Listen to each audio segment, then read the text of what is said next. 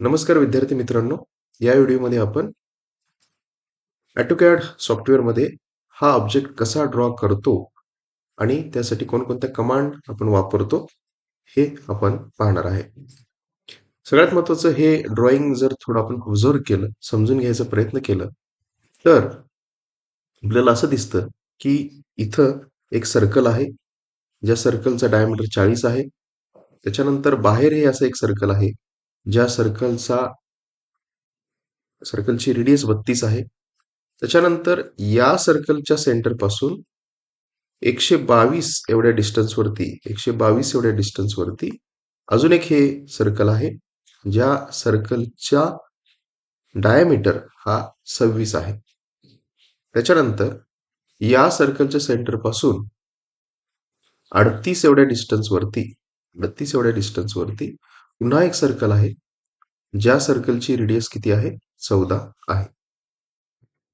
त्यानंतर या सर्कलच्या सेंटरपासून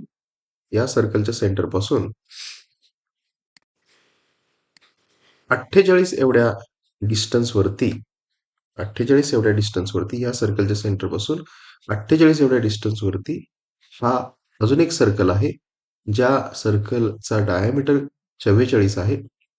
त्याच्यानंतर तोच सेंटर पकडून अजून एक असा इथं सर्कल आहे, ज्या सर्कलची रेडियस किती आहे? 38 आहे. त्याच्यानंतर या सर्कलच्या सेंटरपासून पुन्हा 120 एवढ्या डिस्टन्सवरती आणखी या सर्कलच्या सेंटरपासून 58 एवढ्या डिस्टन्सवरती हा अजून एक सर्कल आहे. हा एक सर्कल आहे, ज्या सर्कलचा डायमीटर 10 आहे.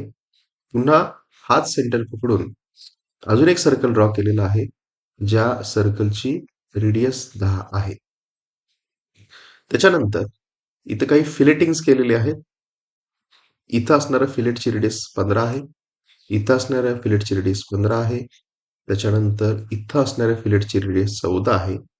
आणि याच्यानंतर सगळ्यात शेवटी इथंही एक असं सर्कल आहे, जे सर्कल इथल्या सर्कलला आणि इथल्या सर्कलला टँजंट आहे आणि ज्याची रेडियस ही 20 इतकी आहे. तर हे असं थोडंसं आपण ड्रॉइंग समजून घेण्याचा पहिला प्रयत्न केला पाहिजे. येणाऱ्या व्हिडिओमध्ये आपण ॲक्च्युअलमध्ये ही इमेज रेफरन्स ठेवून इथं 1 to 1 कमांड्स वापरून ड्रॉइंग ड्रॉ करू. Thank you.